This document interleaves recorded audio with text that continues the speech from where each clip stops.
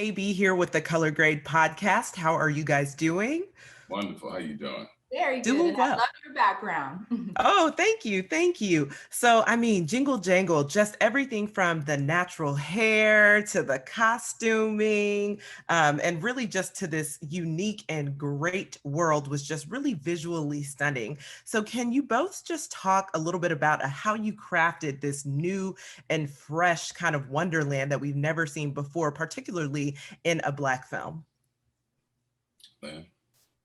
Well, David's been working on this project for 20 plus years, incubating it, and it was originally going to be a Broadway musical.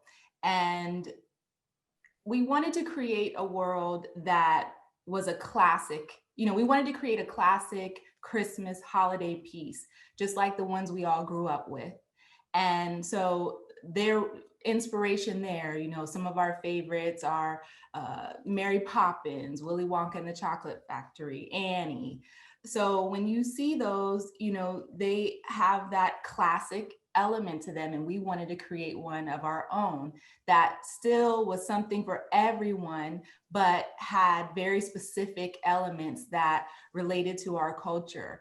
And we kind of coined this look, calling it Afro-Victorian, with the natural hair elements, with the African fabrics.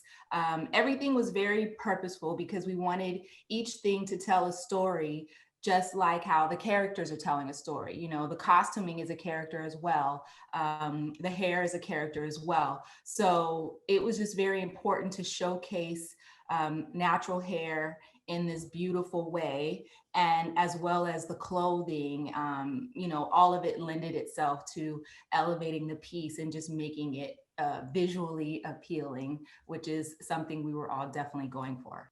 Well, I have to say thank you because every little detail definitely stood out. And again, it is visually stunning. So thank you so much. This film, and obviously there's no shortage of talented artists, but Madeline Mills, my goodness, is beyond in this film for me. Like, she is truly a star, and I really can't imagine anyone else other than her as Journey. So tell me just a little bit about kind of the process of getting her on board and how you guys really collaborated with her to provide those like additional Journey layers that we see on screen now.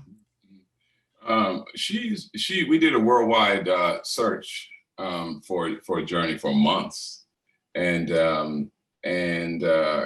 we saw a lot of people that were good, but they just didn't have this special spark. And then finally, we did one more big wide net that we cast out of New York, and we narrowed it down to 5 finalists. And New York came strong. New York. And Madeline was there. She had just finished doing School of Rock on Broadway. And so she came in there, and she didn't come in there to audition for the role. She came in there to claim what was hers. And it was me and Forrest and Philip Lawrence.